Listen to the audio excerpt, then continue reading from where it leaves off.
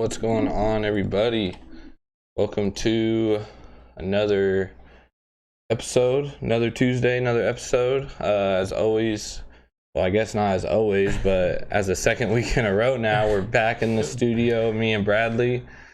Yeah, it's good to be back again. I'm excited, man. Fun show tonight. We got a controversial call we're going to look at right away, right off the bat. Yeah, I'm excited for that. And me and Bradley are going to kind of talk about what we think about it, put in the comments what you guys think about it. Some mock draft going on. Mariners, NASCAR, Cornhole tournament info. Yep. And also a chance at a free hoodie. Yeah, let's give away a hoodie today. We're giving away completely free, no raffle, no nothing. Literally, all you have to do is just share the stream from our show. Don't share a share or we won't see it. But yeah, if you share the stream, you get a chance for a free hoodie. The hoodie's on the page. I'm sure you guys have all seen it by now. So yeah, those throwback color Sonic hoodies. Yeah. But yeah, let's get into it right away. So they had that controversial call at the end of the Atlanta-Philly game. What was that, 2 nights ago now? Was it Sunday? I think it was Sunday. What's today, Tuesday? Yeah. I want to say it was Sunday. Yeah, I think it was Sunday. Where he was out, but wasn't out, but was out, but wasn't out. Yeah. He was out, but the run counted. So yeah, I will do our little display capture here and let you guys take a look at that, and we'll go through it together here. Yeah, sounds good. All right, so we'll play the whole thing real time first, and then kind of slow it down and I guess do a little breakdown here. So here we go. So DD's up to bat here, pops out to left field. I don't know was it? Is that Acuna? Or no, I don't know who's playing left field right here. Rookie tags like an idiot, I think personally, but yeah. No clarification from that view, but right here, you can see this cleat never even touches home base. And I mean, in my opinion. What do you guys think? All right, so let's take it back. He's all excited. Let's go! Yeah. Fuck yeah! I got a girl haircut. All right, let's bring it back here. So here's the original view right there. Can't see anything. Can't see nothing. Let's go to the slow-mo right here. That so this looks clip, like there's something. This clip and this next view. So let's back it up a little bit here. All right, pause. Right here. Okay. So right here, it looks like he's doing like a little pop slide. Kind of goes for it and completely misses. You can see his cleat off the ground. Well, yeah, the whole front 3/4, if not more of it, is off the ground. But you can see it stays that way through the entire slide. You can make a call right there saying his heel hit the plate. Right there, obviously, just this one clip is not enough to overturn that call. The rest of the clip right there in slow-mo, still nothing to either say he did enough, I think, to say he didn't. But if you add that clip, and let's go, come on, right here. If you add that clip and this clip right here, frame by frame together, okay, heel's on the ground, toe never even touches the ground, heel slides off the plate, like not even towards it. And you could say right there, maybe his toe touches the plate. Yeah. Okay, but that could be the only part of his foot that is like his left front spike, or his right front spike on his left foot that touches the plate. And still even there, you can see dirt right there, if you guys can see that. But you can see some dirt. I wonder if it wasn't definitive enough. Well, that's kind of like what I myself at least am trying to prove right now, is that if you put this clip, okay, like his heel, you can clearly see his heel does not ever come close to touching right here. Even in this shot right here that you have, you can tell that nothing in this toe right there touches the plate. But like I said, like that right there. I mean, that's close, but if you come back to here to the first clip in slow motion, when his toe's all the way over there, look, there's the corner of the plate. You can see the entire plate. Yeah, you can. Yeah, like there's no way you can see the plate from the time his heel comes up, which we just looked at in the other view. So right there, you can see the heel is up. There's the plate right there, 100%. So, yeah, it in my opinion is a play that should have been overturned. But you know, I don't make the big bucks. Yeah, what do we know? We're not. And I believe that ended up being the winning run too, if I remember correctly. I'm not 100% sure though. But in my opinion, he was out. Yeah, I think so too.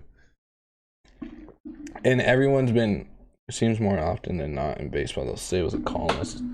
Yeah, I've kind of noticed that too.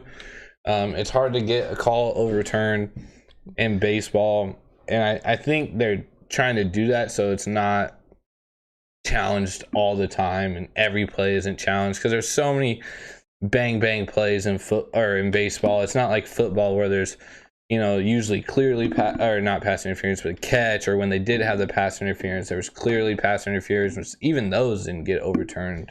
Even a lot. Like you say with football, it's got to be definitive.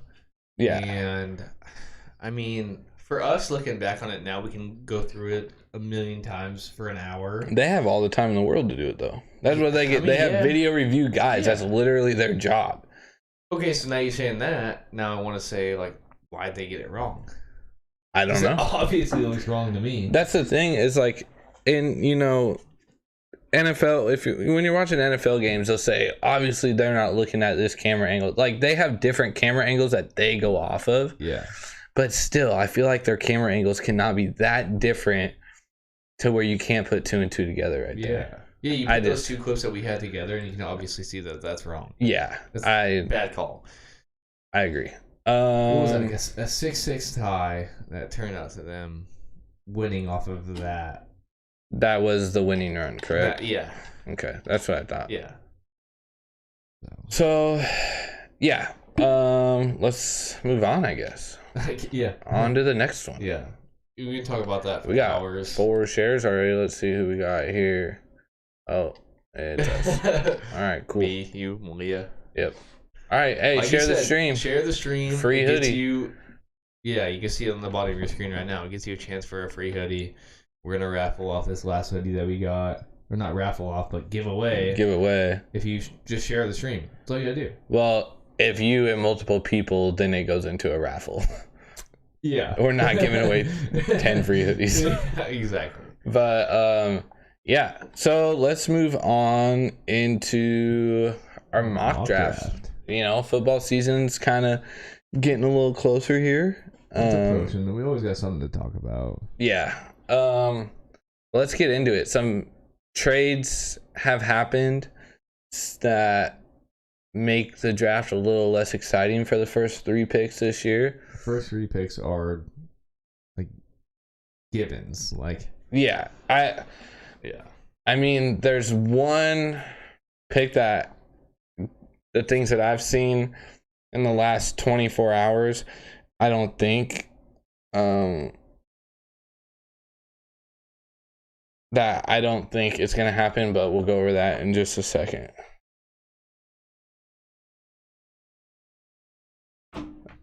If you guys want to give a shout out to the United States women's national team for beating France, Megan Rapone scored. She also plays for, it's hard. I looked the other day to try and find them live, and I couldn't find them.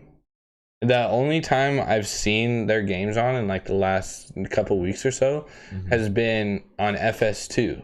Okay. And for me, I have, what do I have? Comcast or DirecTV? I think I got Comcast. I got Comcast. I got Comcast as well. For FS2, you have to buy the entire sports package. Yeah. And I pay for like MLB Network, NFL Network, and make sure I got Root Sports. Yeah. But yeah, so I don't yeah, that's awesome that they beat France. And it's no surprise that Megan scored. She's a boss.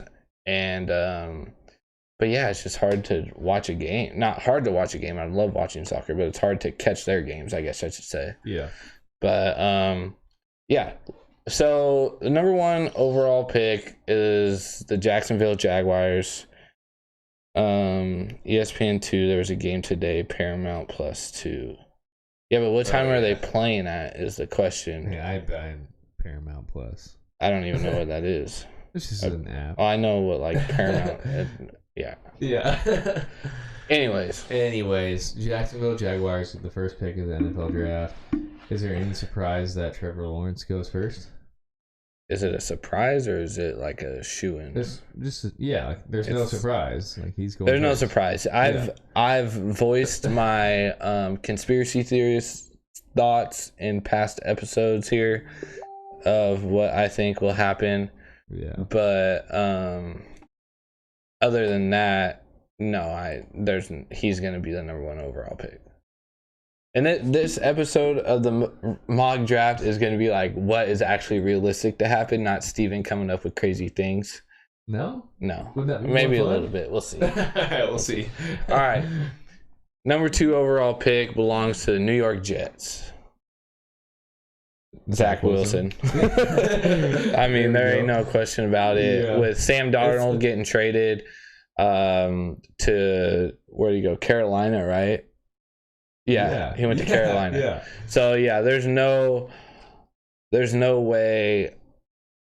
This trade happened after Zach Wilson's pro day. Mm-hmm. Like after the Jets were there, they came home, and like a day or two later, Sam Darnold is going to Carolina. Yeah. And their GM pretty much came out and said that we're taking him without saying his name. Yeah. So. I just lost your internet for a second, so I'm trying to get that back. All right, now we're good.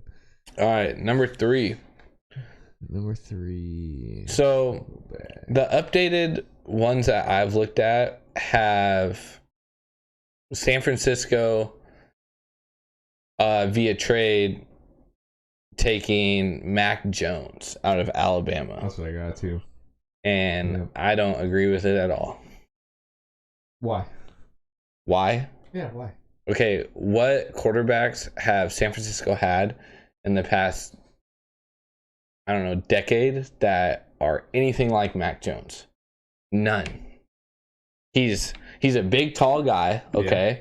But he has not no mobility, but he is not a maneuver. He can't maneuver outside the pocket very efficiently.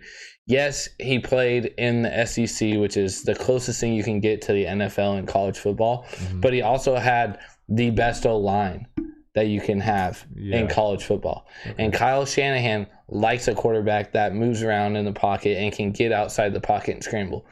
Jimmy G, when he's healthy, that's what Jimmy G's all about. Yeah. You know what I'm saying? That's why they got him from New England, you know? And that seems more like an NFL like standard moving forward in today's time is someone that can move around. Well, you have to with how fast the D linemen are nowadays. You know, with how fast the edge rushers are and stuff, you almost have to have a mobile quarterback. Yeah. But it's not like Peyton Manning. I'm not like disrespecting the DNs and stuff back then, but they're just a different freaking breed right now, dude. It's crazy. They're unreal. Yeah. But Kyle Shanahan, you know, his dad Mike always had kind of like the West Coast style quarterbacks as well. Mm-hmm. Kind of a little bit taller, but fast, can scramble, and I just think Justin Fields is such a better fit for San Francisco. Okay. Than Mac Jones would be. So this is one that I definitely don't agree with. And I just don't see it. If he does go, I just don't see it working out. In 3 or 4 years, I see him going off somewhere else. And it honestly could hurt Mac Jones' future, because if he goes there and has a bad 2 years, 3 years, depending on how much playing time he would get, you know, it could hurt him when his first contract is up. Yeah. How much playing time he's going to get with Jimmy G? Yeah. Well, I think Jimmy G is there for one more year and he's gone. No matter what. No matter who they pick. Okay. But yeah. So that's my first incorrect that the experts say. Ain't wrong. Ain't wrong. We need to make that a little animation in the thing. Ain't wrong. Steven's ain't wrong. Yeah. All right. So number 4 here Here's where we belongs to Atlanta.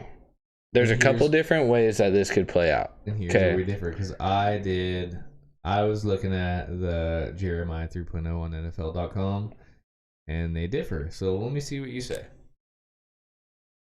Well, I'm saying there's 2 different theories that can play out.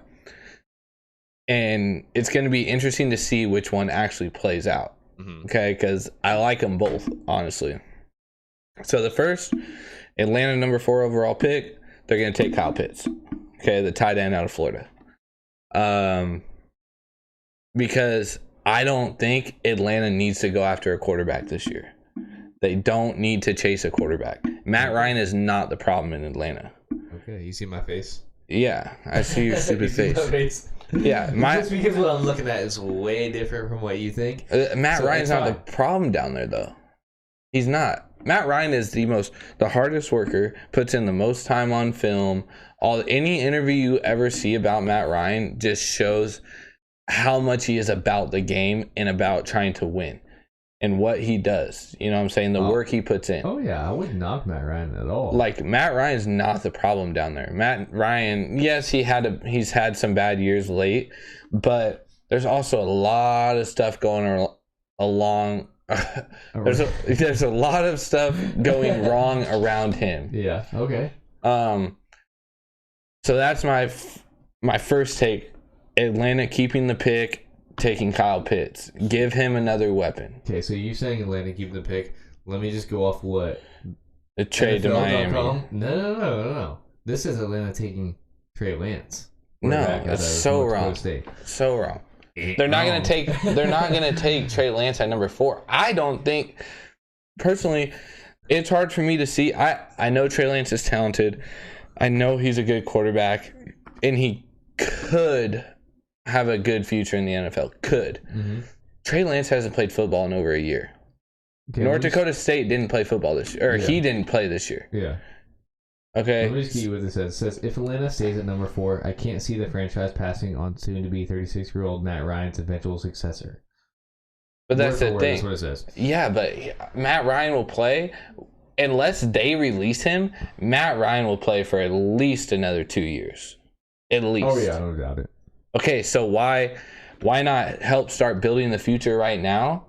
Take a quarterback next year, and then give them 1 year under Matt Ryan, throw them in halfway through the season with a built team. Don't throw all these rookies in together and expect it to just be like, oh, we're going to win the fucking division. Yeah. Like, no, that's not going to happen. Yeah.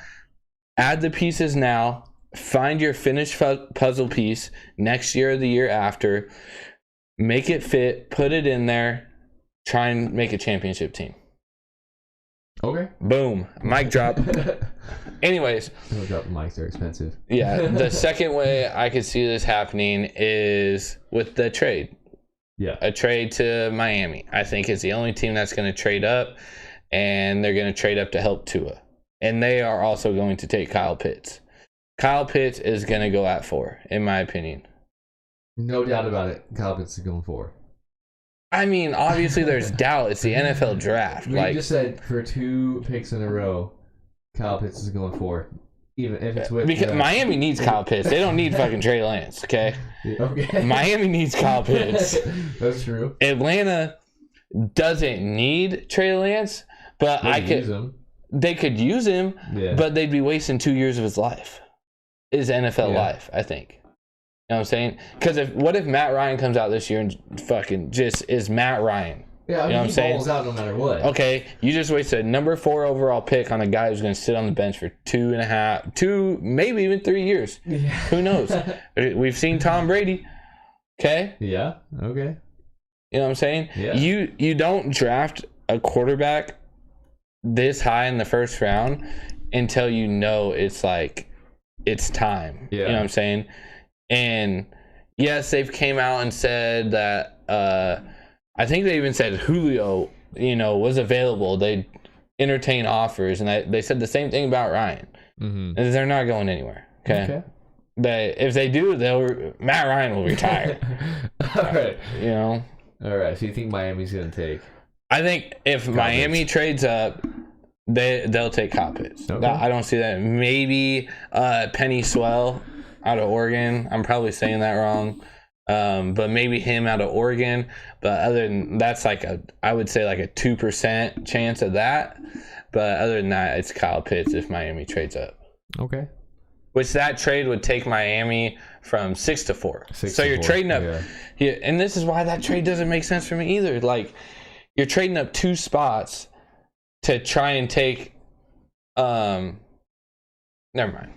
I'm getting carried away now. You were getting emotional. I'm getting worked up. I'm getting worked up. I need more Angry Orchard in my life. Okay, drink your Angry Orchard. Calm down. At number 5, I got Cincinnati taking Kyle Pitts. Oh my God. No. I mean, okay, if Kyle Pitts falls to number 5, if he doesn't get taken number 4, yes, they will take Kyle Pitts. Okay. Okay. If that trade doesn't happen and he doesn't get, and Kyle Pitts doesn't take it at number 4. Yeah. Then yes. I believe they will. Okay. But I'm going off Kyle Pitts being drafted at number 4 because he's a fucking stud.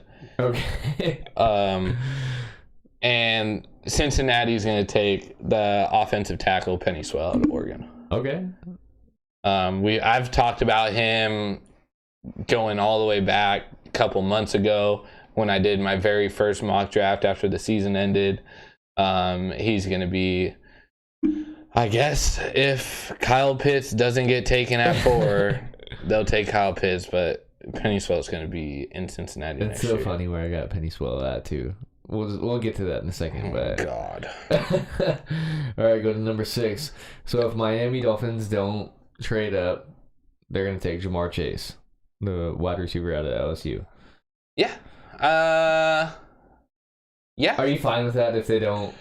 If they don't trade up, I'm okay with that. Okay. But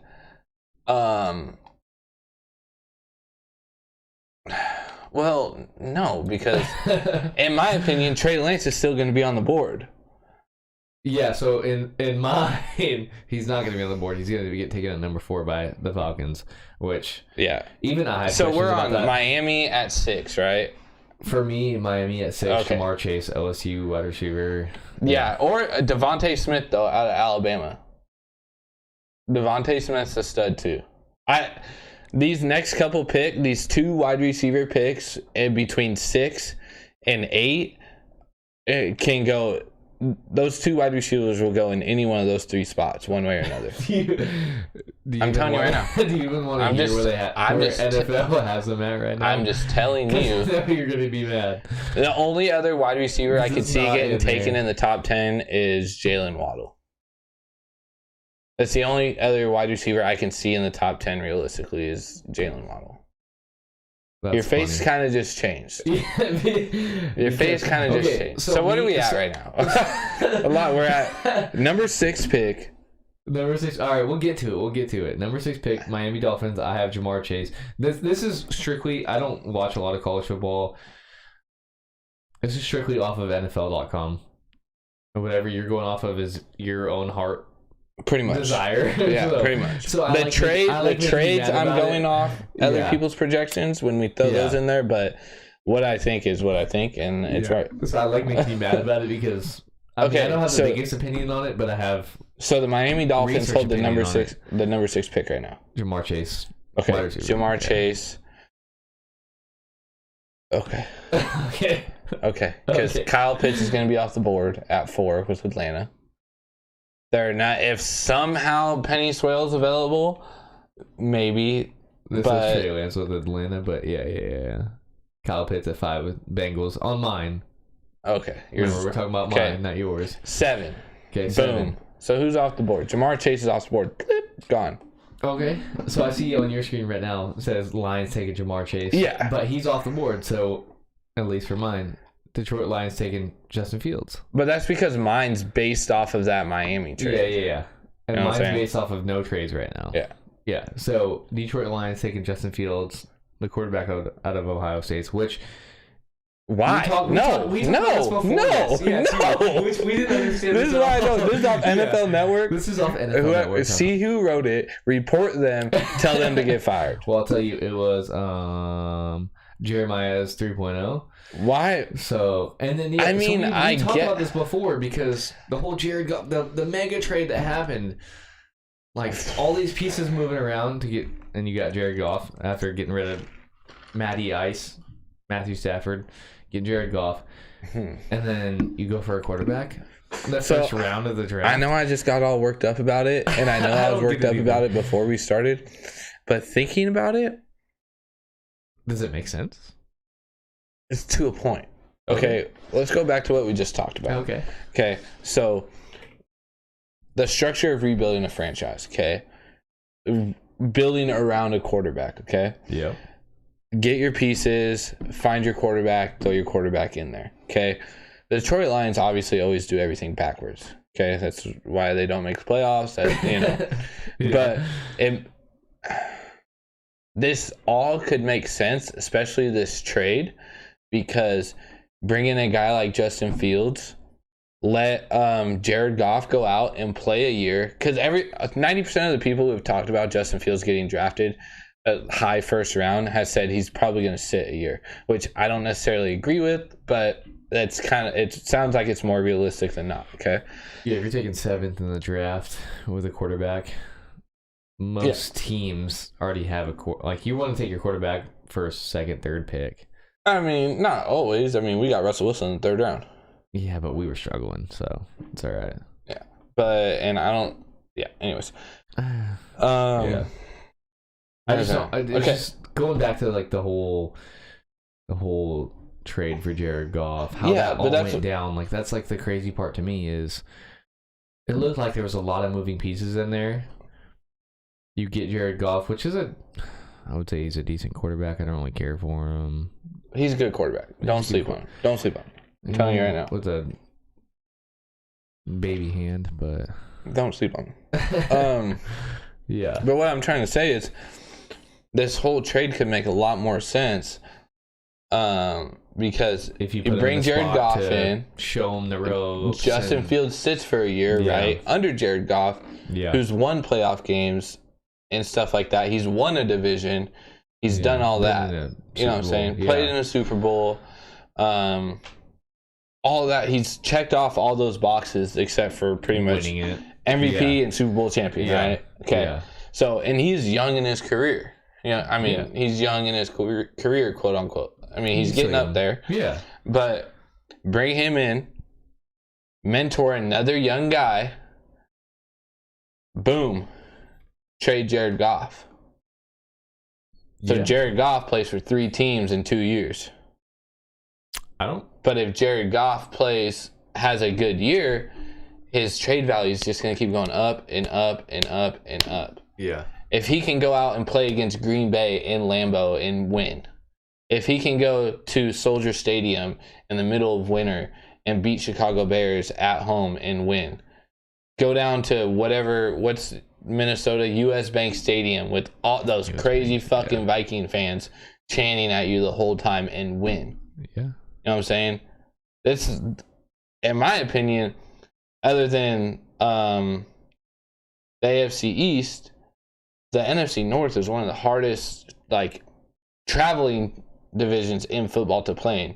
You got Lambeau, cold as hell. Soldier Field, cold as hell. US Bank Stadium or whatever it's called, where the Viking fans are just absolutely crazy. And then Detroit, which is, Detroit's Detroit. Yeah. It's still loyal fan base, right? Yeah. So if you can go into that division and prove that you can win, or even just good close games against a good Packers defense and play against Khalil Mack with Chicago and evade him and put up good numbers against a decent Chicago Bears defense, your value is going to go up and up and up and up. So we talk about Jared Goff, or we? I'm saying that could be part of all this is Jared Goff being a tool to this Justin Fields draft pick if they chose to take him. Yeah. You know what I'm saying? Yeah. Mentor the young guy while you're raising the your draft or trade value for your team. Boom, we just got the quarterback we actually wanted, plus we got another first round or second, whatever the case may be, right? However he does, a couple seconds, maybe a third, whatever, saying he plays fantastically. Yeah. All right. So I could see that. Okay. I'm not. So we definitely had some wild thoughts about it before show, but now that we're thinking about it, well, when you think about the like rebuild or building process of the whole thing, it kind of makes sense. But when you think about it in like the actual scheme of things, it's like, I know everyone hates on Jared Goff. I think Jared Goff's still a good quarterback. Okay. And I think a fresh start will do good for him, but him going to Detroit is a rough fresh start to get. Yeah. Next. Number 8. You want me to go first? Yeah, sure. It pissed me off again. Carolina Panthers, Rashawn Slater. No. Carolina needs wide receivers. Quote, I can see this coming down to a decision between drafting a quarterback or an offensive lineman. The Panthers go with the latter in this scenario. So, I mean, I just think bringing in Sam Darnold, they're going to give him a tool that he hasn't had in New York. I mean, he hasn't had an O-line in New York either, but I think the way you make him happy is bring him a good tool right off the bat that he can throw the ball to. Okay. So I'm going to go with what I got here, Devontae Smith. Devontae Smith, or like I said, Jalen Waddle. Okay. They got Jalen Waddle. Where was he at on this one? At 11 to New York. 11 in New York on mine as well. Which, if he's still down there, yes, New York will take him 100%. No, mine says Devontae Smith 11 from New York. So there's and then Waddle goes. Where do they got Waddle at? Waddle goes 16th with the Cardinals. Oh my God. Jesus. Yeah. What does your 16th say? My 16th is cornerback. Oh, okay. Farley. So these are like completely opposite. Like, this is crazy. Yeah. Damn, this one's got Najee all the way down at 24 to Pittsburgh. The disrespect. The craziness between how these differ is the disrespect. Right now. Okay, go back up to. Before I forget, did you see James Conner signed a 1-year deal with Arizona? I did not see. Yeah. Oh, I did see that. Yes, I did. That's not good news for us. Just saying. Oh, well. All right, let's go. We're going to 10. Where are we at? 8. All right, 9. Denver Broncos. I'm not gonna be able to say this name. You said it like 10 times already, but I'm not gonna be able to say Penny it. Swell. Yeah. I'm probably not even saying it right. But I don't think so. If he's on the board, yes. But if he's not, I'm going to stick with this one right here, too, again, with Micah Parsons, out of Penn State. Okay. Either way, they need help on both sides of the ball, right? Yeah. If the best offensive lineman in the draft is still there magically, yes, they're going to take him because obviously they're not a very good offensive team. Not a lot of protection, stuff like that. Especially with Philip Lindsay. Philip Lindsay left this offseason, correct? Yeah. Yeah. So especially with him gone, they need all the offensive help they can get. If Swell's still there, then yes. If not, they're going to jump to the other side of the ball, and I think they'll take Micah Parsons from Penn State. I like that better. Here we go. Let's get to another. What do you got here? Let's see. You don't have this because you have Justin Fields going to Miami or to Dallas Cowboys. Taking who? Kwity Paye. Kwity Paye, Michigan. He's edge rusher. Oh, Kwity Paye. Yeah. Jeez, yeah. Which, I mean, I'm not gonna say most on because. No, I mean. Yeah, this is kind of like a weird spot in the draft, right? Because you're seeing the top 2 quarterbacks from everyone else's liking is gone. I don't think I don't think Zach Wilson is a number 2 overall pick, in my opinion. I think the Jets think he's a 2 overall pick. They like his style and all that stuff. Yeah. I like the kid, and I think he's got good potential. I just think number 2 is very, very premature for that. Okay. But yeah, so yeah, yours says New England taking. yeah, so I got New England trading with Dallas. Jump 5 spots in their 2022 first round pick in return. So swapping first round spots this year and a 2022 first round next year to bump up to 10. Yeah, to get Justin Fields.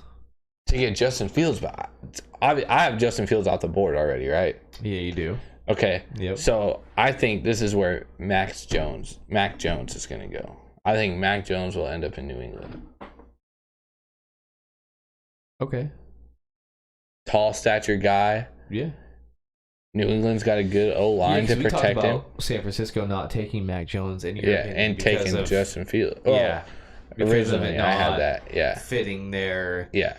And Mac Jones definitely fits the stereotypical New England Patriots quarterback style, right? Pocket. Yeah. You got a good O-line in front of him. Yeah. Tall, good, strong quarterback, good arm. He's smart. I think he'll fit into that Bill Belichick scheme. Yeah. Okay, I can see that. So, yeah, I don't think they're going to stick with Cam Newton very long. And I see them taking Mac Jones and putting him in there, trading for him at 10. Yeah, getting Cam Newton. But at the same time, I don't think anyone else before their, what pick do they actually have? The 15th?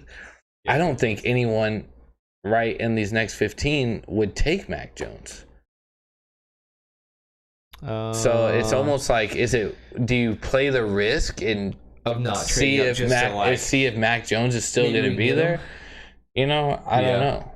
So, well, obviously in mine, don't play the risk because in mine, San Francisco takes Mac Jones as the 3rd pick. Yeah, and I just don't think he is a 3rd. I think you're wasting time and money taking Mac Jones 3rd overall. Yeah. But that's just my opinion. But yeah. Yeah. Yeah. Let's we said we were going to 10. That's 10. So let's move on. Moving on.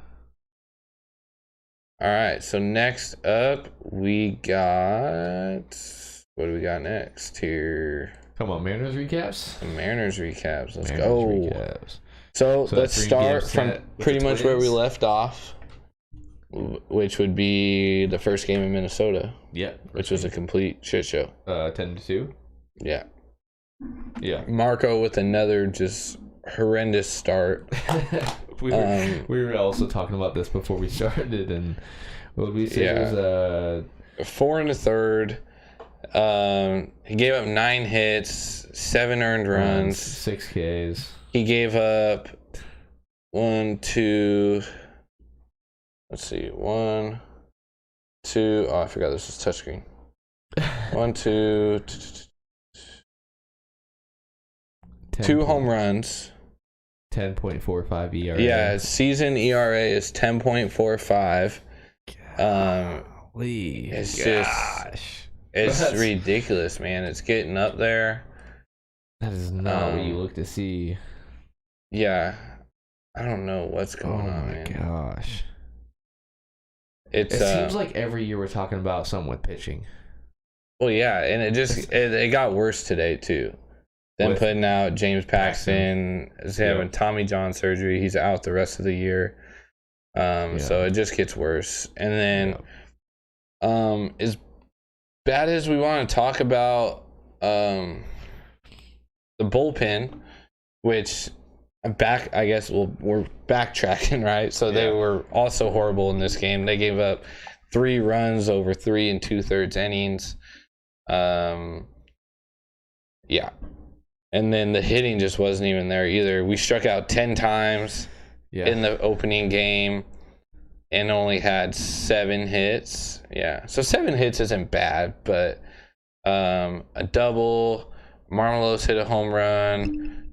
France had an RBI, and let's see, 7 runners left on base. So even with our guys left on base, if they would all scored, we still wouldn't have won the game. No. But let's go to the next one here. How can we have that many issues with starting pitchers and this early in the season? I wish I had an answer. I don't know. There's no answer for it. The only thing I can say is we're the Mariners, and that's kind of Par for pitching the course. is like our kryptonite. Like, right, we got a good young team that's finally starting to believe in themselves. Mhm. They're swinging the bats all right. You know, they're putting up the hits and stuff like that. Not always scoring the runs, but they're getting on base at least, having good at bats. Yeah. And now our pitching's struggling. So I feel like it's like I just said a minute ago. Almost every year, it's the pitching struggling. at some point in our rotation, it's either the starters are just horrible and we got a good back end, or our starters are having, decent enough years to be a contender, and our back half is just horrendous, right? Yeah. Guys coming up and down all the time, stuff like that. For having one of the top ranked farm systems in the majors right now, I don't get how our pitching can be consistently so bad. Yeah. Obviously, with Paxton going down, that's an unforeseeable thing. You can't really go off that. Did you see that they're still going to stick to that 6-man rotation as well? Throwing Mark. What's his name? Jesus tonight. I don't even know how to say his last name. Mark, something like that. Yeah. But anyways, they've always kind of wanted to stick to that 6-man rotation, I feel like. So yeah, Mariners suck just like every year, a major letdown. They don't suck. That's the thing though. Like, everyone's so stereotypical hater on the Mariners that they lose one, like today, right? Montero gave up the lead in the 7th inning, which was the final inning because it was a doubleheader. Gave up the lead in the bottom of the 7th, but they came back and rallied, right? Start with the run on second. Seager had a big double, scored Mitch Haniger. Mariners win the game. Yep. No one's talking about all the positives out of that, right? Yeah. Look, they lose the back half of the doubleheader and the bottom of the 7th. Mariners suck. Season's over. Not making the playoffs. Well, you know what I'm saying? That's another it's thing. It's baseball. There's 162 games. There is 162 games. That's another thing we're talking about is then you look at the back half of pitching. Like, even you texted me like halfway through the day talking about just blowing easy saves or like even on this last game. It was they blew a save. They blew a save in the second game too. Yeah. I mean, it was 2 blown saves. One of them we came back to redempt for in the top of the 8th, right? Yeah. Which we didn't get a chance in the bottom of the 7th today. Yeah. Or the second game, anyways. Yeah. But the Mariners are 6-5. We're 1 game back off of Los Angeles.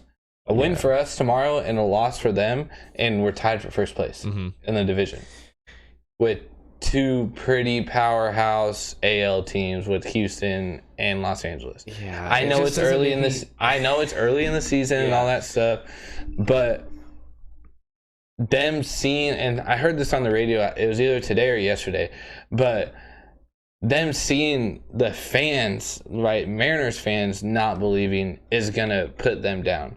Yeah. Them seeing everyone else hate, that's motivation, right? Yeah. Like, if we see people hating on our show, like, okay, what can we do to make this better? Exactly. But like, if our buddies hit us up and they're like, hey, your guys' show sucks, like just don't even show up on Tuesday, then it's like, well, shit, maybe we call it quits, right? No, we show up on Tuesday. But that's what I'm saying. You hear that for 20 fucking years though. Yeah. And you lose faith. Luckily, we got a bunch of young guys right now that believe, that have showed they believe since opening day, right? When we were down big, opening day, came back and won. Yeah. Okay, so that's the type of fight that they have to have all year long, though. Yeah, 162 games. Do you have that fight all year long? Huh? 162 games. Do you have that fight all year long? World Series champions do. Just saying. Makes sense to me. Just saying. Yeah. Anyways, game 2 of the Minnesota series. You say Kikuchi got the start, didn't get the win. I feel like I remember this game, and he threw pretty good, I thought. 6 innings, 5 hits. Yeah. 2 earned. Yeah, 2 earned runs, 2 walks, 6 Ks, and a bomb over 94 pitches. That's a good start for Yusei, I think. Giving up 2 runs over 6 and staying mid-90s on the pitches. Yeah. I like it. I'll take that all day long. And then Sadler goes an inning, Montero goes an inning, Graveman and Middleton all go an inning. Yep. With Montero, again, being the only guy that gives up a run. But we win it in extras, right? Yeah, final and 10. Yep. Mitch Haniger, 2 RBIs that day. Mitch Haniger is someone that you see come in and you're just like, man, he's really helped out. You know who's really helped out? It's Kyle Seager. God damn. Just broke the mic. There you go. I ain't gonna hold it the rest of the show. You know what? It's alright. Stuff happens. But Jesus Christ. That's so bad. Yeah, Kyle Seager having a fast start has definitely helped out. You know, Bradley's mic is completely unplugged right now. This is not good. You got it? Oh my God. It's always something. Can you hear me? Where'd my cord go?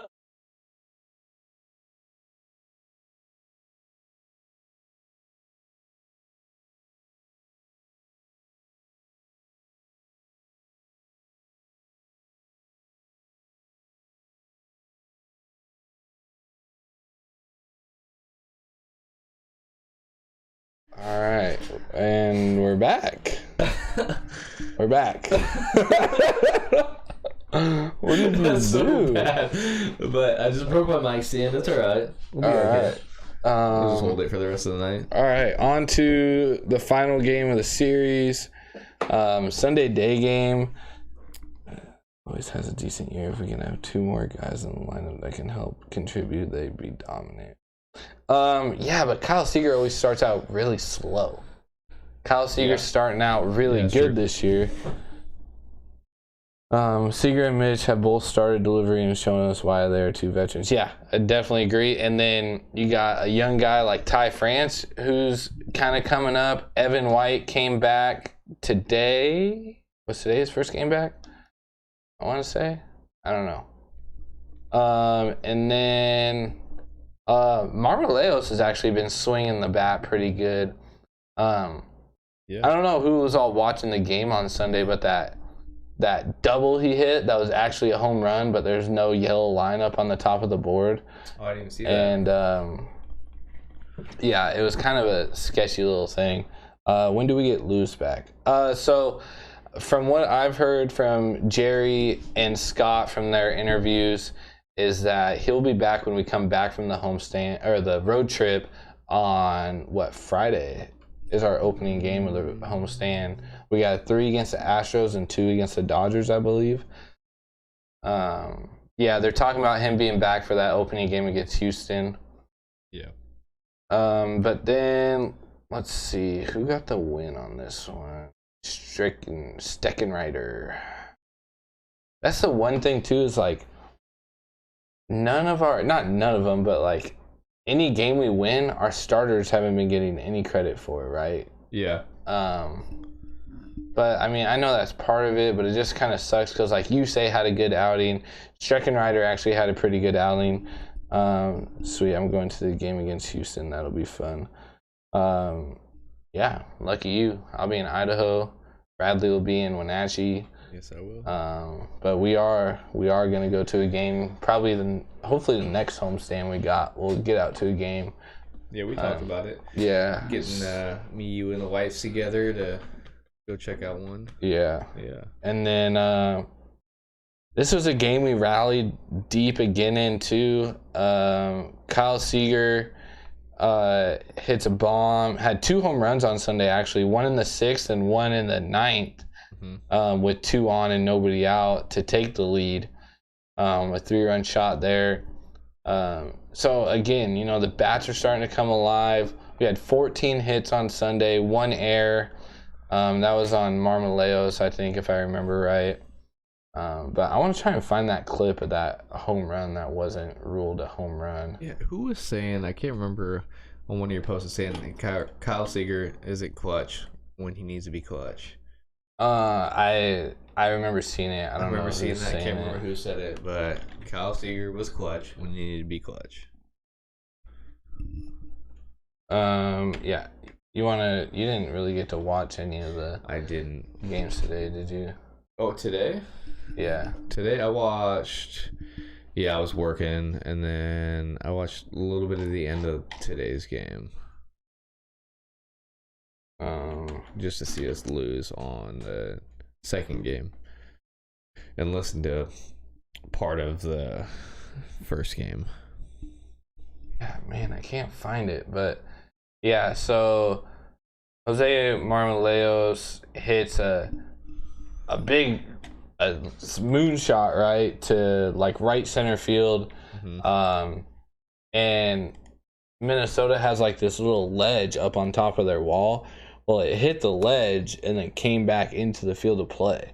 But there's no yellow line up there marking like the top of the fence. Okay. So it got ruled as a double. Oh, wow. Because there's no marking. There's no saying that, you know what I mean? So it got kind of robbed there. But yeah, it is what it is. It all worked out in the end. And then, let's go to today's game. So Monday's game got rained out. They had a storm over in Baltimore. So they played a doubleheader today. Who got the start in the first game? I was at work when the first game started. Paxton got the start in the first game? Paxton's out. Oh, wait, no, he's out. So it was drugs. It was Sheffield. It was just Sheffield. Yeah. Which I've seen that he had a good outing. Yeah, 6 innings, 3 hits, 2 earned runs, 77 pitches during the game, but it was a 3-feet hugger and scored a home run. It was 3 feet higher. I don't know if it was Mitch, but yeah, I think it was Kyle Seager. I think it was Seager's game-winning, lead-taking home run in the 9th that I think did it, but I could be wrong. Let's see here. Yeah, it doesn't show it. I could go back and look. RBI double in the 8th, and the Seattle Mariners won their 3rd extra inning. Is that on Sunday? See if Mitch Haniger had a home run. Oh, that's today. That's today. Oh, yeah. Let me go back to Sunday. I'll find it while you're talking. Yeah, so Justice Sheffield, good start out of him, honestly. He gave up a home run, which it seems like our pitchers are giving up a lot of home runs, especially our starters. Yeah, you are right. Okay, that's I thought it was Kyle Seager, but I wasn't 100%. But Justice Sheffield, good start out of him. Other than the home run, 2 earned runs, 6 innings pitched, 2 walks, 5 Ks, 77 pitches. I like I would have kept him in there another inning just as I was listening to it. Obviously, I wasn't watching his command. They were saying that he was losing it a little bit off the corners. But yeah, I can't really tell you 100%.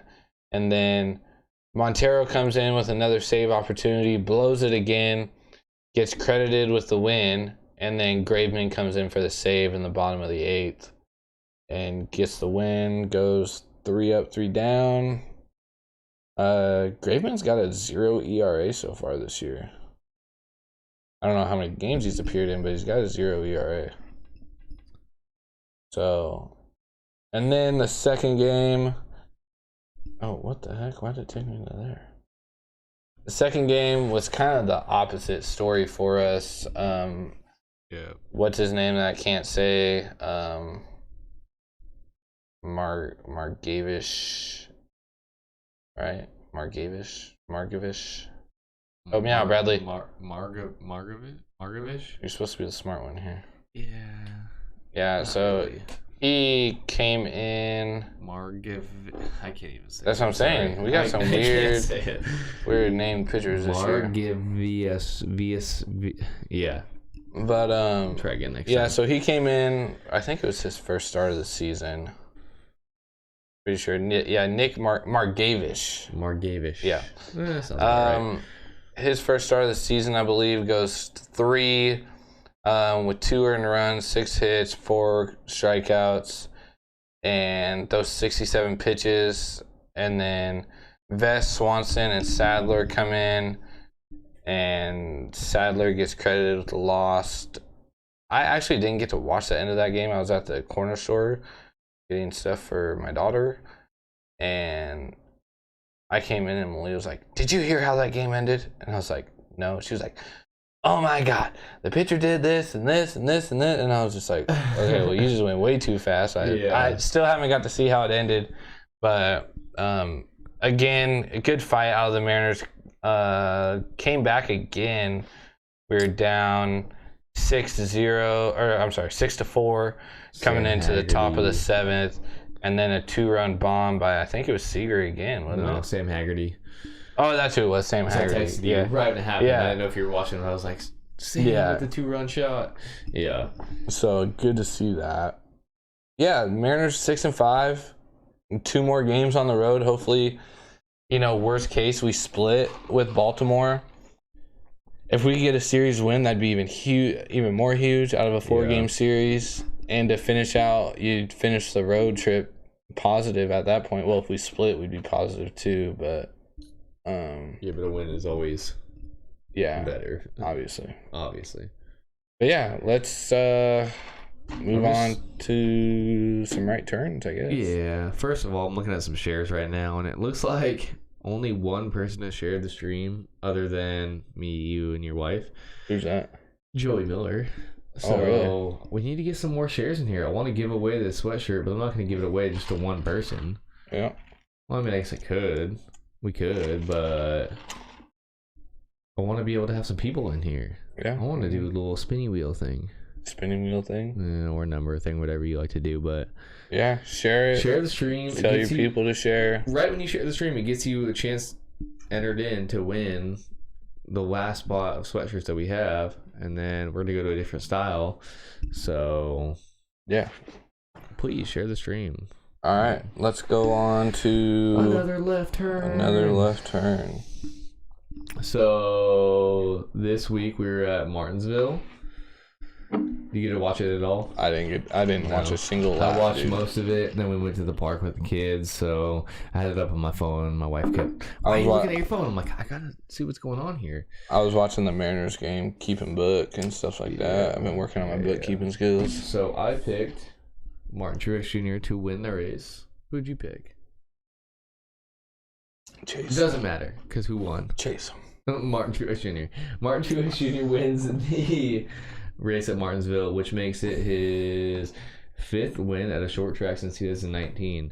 He's got 3 at Martinsville and 2 at Richmond. I think this is Martin Truex Jr.'s year. You think so? I think so, but then also when I say that, I think back at like last season how Denny Hamlin and Kevin Harvick were dominating the year, winning so many races, and then Chase Elliott wins the championship. I mean, the thing about NASCAR is it's so long. It's kind of like baseball where there's a bunch and there's of races. So many things I feel like that not only could go wrong but could go right.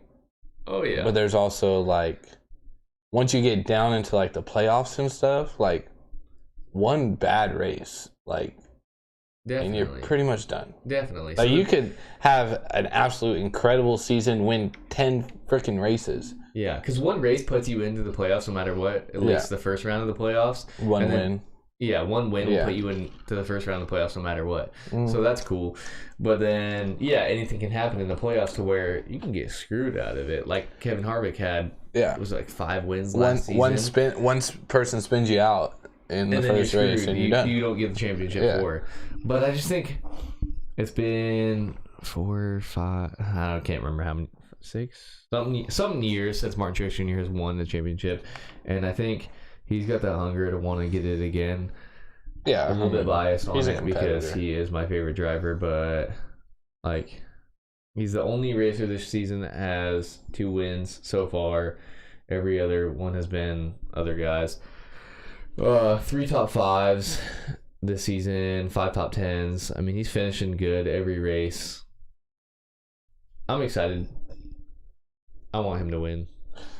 I mean, you wanted, and he did on Sunday. So. Yeah. And then this week we're going to another short track. We're going to that's Richmond. 3 short tracks in a row. Yeah. Going all the way back to Bristol. You count Bristol, but Bristol's a fucking short track. It was a wild card because it was a dirt race. But it's a fucking short track. But it was a wild card. So, no, I'm excited to see what happens at Richmond. You want to pick drivers? I'll pick Martin Truex Jr. again. Richmond. Yeah, I'm going to take... Gosh darn it. Awkward silence here. I wasn't ready for this. Like, you was just like talking and like, oh, by the way, exactly. That's how it was. You did that to me like the first time. I'm gonna go Joey Logano. That's a good pick. You don't gotta tell me, dude. If it wasn't a good pick, I wouldn't have done it. Okay, well, sorry. Martin Truex Jr. is a bad pick. A bad pick? Who said that? You? Yeah, me. Oh my gosh. All right, go ahead. Backups. I will pick.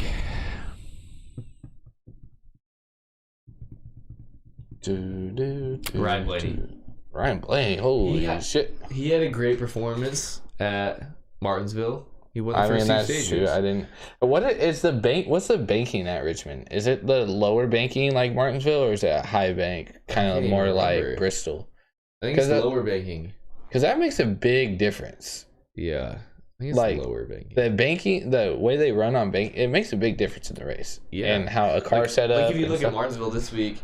Well, I need to know because that might change my pick. That bottom line was the only thing that really worked. If you got shoved up on the top, you were screwed. You were falling back. Well, how is this going to work? Because now I might want to change my pick. I mean, I'm not going to take Blaney, but... All right, well... I'll just take him as my backup, and then I'll look after the show, and if I want to flip it, then I'll flip it. Take who is your backup? I can't tell you. I mean, I picked Blaney as my backup, so... I'm taking the sticks, son. The 11 car. The FedEx driver. I mean, he is number Denny 3. Hamlin, son. He is number 3 odds to win. Yeah. So, but, I mean, from what I did see on, like, the little update things and stuff like that, it looked like he ran pretty good last week. Oh, he did run all right last week. Yeah. And if it's the same low banking style track, I mean, hopefully he'll tweak out his setup a little bit. And so I'll take Joey and Denny, and I'll look at the track updates after this. Take MPJ and Blaney, which I think, Blaney, he won the first 2 stages last race. Yeah, he did. I did see that. Well, I saw it off your thing. Yeah. So, yeah, let's do that. I also want to talk about the Xfinity race at Martinsville. Josh Berry. I don't know if you saw that or not. Josh Berry won the Xfinity race, which he is normally a late model driver for Junior Motorsports, and they bumped him up to do some Xfinity races this year, just running a limited schedule. And he ended up winning. I think it was his 13th career start in Xfinity, and he won this race, which I have been a Dale Earnhardt Jr. fan ever since I can remember. So seeing his team do well makes me happy. Also seeing a guy from the late model series win in Xfinity makes me happy because he gets his shot to try. Yeah. Okay. What I got here. Over 10 years with JRM, 75 late model features, a national title last year. He gets the limited schedule this year and wins this race, which makes me super excited. What are you looking at? The banking thing. So okay, Martinsville's a 12%, Richmond's a 14%. Mm-hmm. And Bristol is like a 20 something. Yeah, so super similar for Martinsville. Bristol's a and 26 to 30. Yep. So you're talking like this to like that. So like looking like down at Bristol. Yeah, so it's a big difference and it affects the race a lot. So yeah, I'm gonna take Denny and then Joey will be my backup. Denny and Joey will be your backup. Yeah. Okay, so you got Denny first. So you switched up. Yeah. Okay. That's what I was saying. Okay. If it's a flatter, I'm gonna take Denny. Okay. Just straight up just off last week's performance. Okay. And then I'll take Joey as my backup. Yeah, it might be bad for me to pick Mark Truex Jr. just because he won the last week. Yeah, I wouldn't have picked him, but hey, if he goes back to back, I mean that's $40 for you. So. Yeah. Well, and it's also like he doesn't have to win. He just has to finish above Denny for me to win. Well, yeah. Yeah. At least 10 off of you. So. Yeah. Yeah. What else? So I think the last order of business that we got here, Cornhole. Yeah, let me pull it up because I already forgot the dates here. Yeah, we sat down and you told me, oh, by the way, I got some more news for Cornhole. Yeah. Didn't even tell me yet. So this is a tentative date. This is kind of for people who want to play to get an idea of what the planning is going to be like. But the 22nd of May, which is the weekend before Memorial or Labor Day or whatever that weekend is. My birthday weekend. The weekend before my birthday weekend. I was say yours is the 31st. So. Yeah. But so that's a Saturday. And like I've said before, it's going to be ran a little bit differently this year. Depending on the amount of attention that we get, it might be 2 separate tournaments in one day. But yeah, I might do a random draw tournament and then a teammate tournament or something like that, depending on how many people we get. If we get enough people that want to just do, because the random draw tournament was fun last year. I mean, it really was. It makes it a little bit more fair and stuff like that, but it's also fun knowing the person that you're playing with. Yeah, exactly. So, I mean, we'll see. Maybe we'll do one tournament, a random draw in one tournament, do another tournament later on down the road where it's pick your teammates. I don't know. Well, me and Bradley got to talk and figure it out. Do you have a location set already? Yeah, 100%. 100% locked set. in. It's locked in. Locked in. Okay. And where's that location at? City-wise. Here, like Midland area, 104th and between Canyon and Waller Road. Perfect. Okay. Pretty much Central Avenue, if you wanted to look it up on your phone real quick. Central Avenue Elementary School, right by there, less than 5 minutes. That's where I went to elementary school. Yeah, because you're a nerd. Yeah. But yeah, it's going to be fun. I'm going to actually try and get some sponsors for it and stuff like that. For, shirts for the winners and stuff like that. And then we'll design a shirt as well, like we did last year. That'll be different. And so we'll have some of our merchandise there as well. We did burgers and hot dogs and stuff like that last year. We had a keg last year. Keg? Yeah, last year we had a keg for Coors Light. People started showing up at like 10:45, 11 last year, and we partied until probably that time in the morning. So it was fun. Yeah. It's going to be filtered a little bit better this year because we had some drama last year. Yeah, no drama this year, for sure. But yeah, no, it'll be fun. And I'm really going to start digging into it. We're a little over a month out from it, so we'll start really digging in on that and getting the entry out there and figure out what we want to do, like deposit-wise and stuff like that. Yeah. So, for the tournament you enter, do we have a price to enter or a prize to win or well, so it's a cash payout. Yep. It depends on number of entries. Last year we did first, second, third. First won like over $200 as a team. Okay. Second won, I want to say it was like $150 as a team, and third won pretty much your money back plus like $20 or $30 it was. Yeah.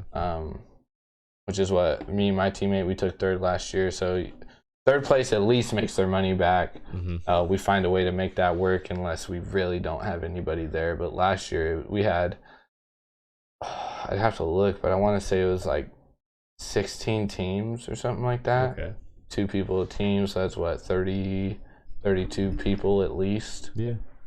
Yeah, I just wanted to get that out there just because money talks. So. No, yeah, we'll people aren't gonna go. We'll put a flyer out and stuff for it. Yeah. You know, we'll put it together. Like I said, that's just that's 95% sure that's going to be the date. But I want to look at the softball schedule as well this year, because last year there was a tournament going on. They were trying to do a tournament. Yeah. While I was putting on a cornhole tournament, so a lot of people were like, "Oh, well, if I get done in time, then I'll come out." And I can't. Yeah. We can't do that this year. Yeah. So it's going to be commit to the tournament. We're going to be taking deposits this year up front, like when you enter, so we don't get. I had people bailing Friday night last year. Saturday morning, I had people bailing, which threw all the numbers off. Yeah, like we were picked to have. You're saying, all right, we're gonna have a $500 grand prize, and then 5 teams drop out, and you're like, all right, well, actually, we're actually gonna have a $300 grand prize. All right. Yeah, and I mean, it's not really all about the money for the people that come. No, it's definitely gonna be a blast to be in. Yeah, but then also like it's a part. Last year, the tournament, like let's get some money going. Yeah, last year we did it. When was that? Well, it had to have been in like September or something, because we had college football going on a couple TVs. We had music playing.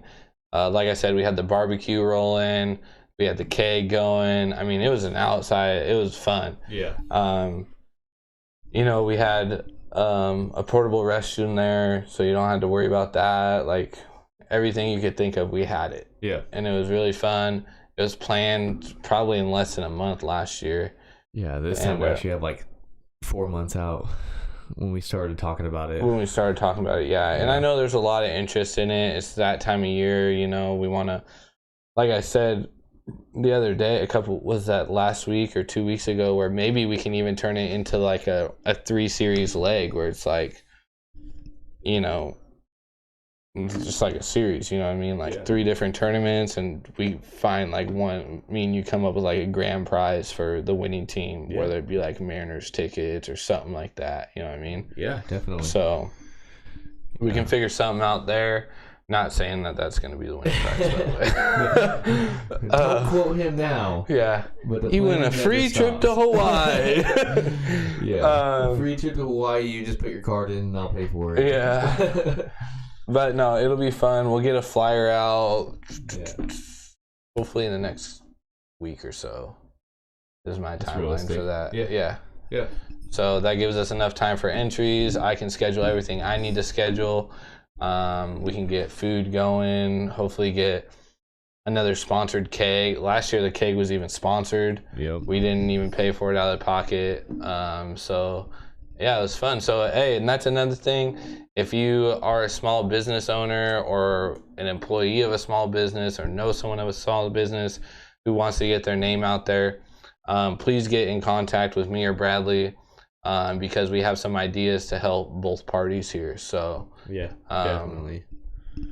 Yeah, I don't really think we got anything else tonight, unless there's something that you just caught wind of. Nope, I'm good. I have to urinate very bad. All right. Well, I guess, you know, as always, appreciate you guys. Thank you for the support.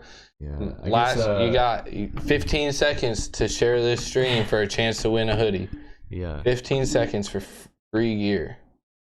You guys know what? Yeah, I mean, like, yeah. Yeah, I don't know. I want to give this away. I want to. But I do too. I wanted to give it away. If Gonzaga would have won, we would give away 3 hoodies for free. I know. It sucks because I see, like, my mother-in-law shared it, like, but I can't see it on our other thing. Like, it's just on my live feed. Like, even if you're not going to wear it, just share it. You can put it in your closet. Sure.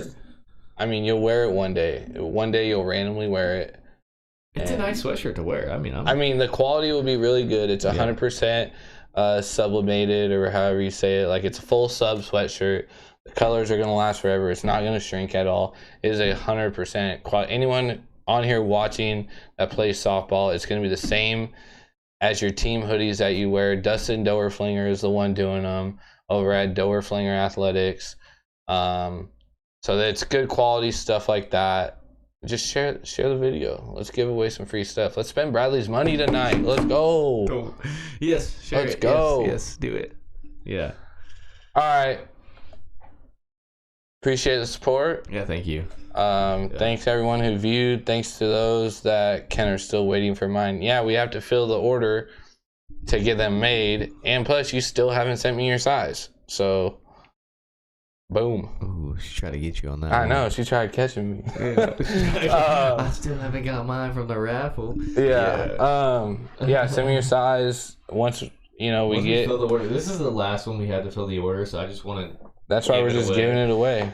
So, we're going to pay for it in a second here, so. Yeah, so the orders will probably be put in tomorrow. Yeah, so. But yeah. Can we close out the freaking show now, please? I have to pee so bad. Okay.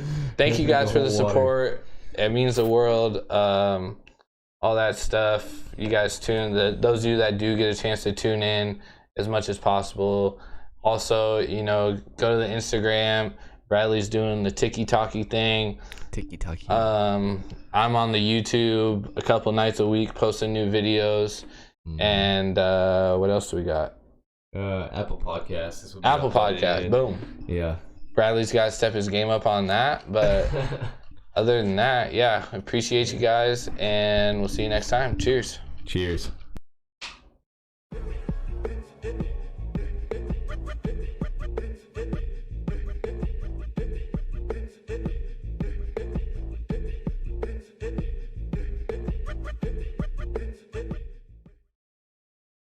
Real quick.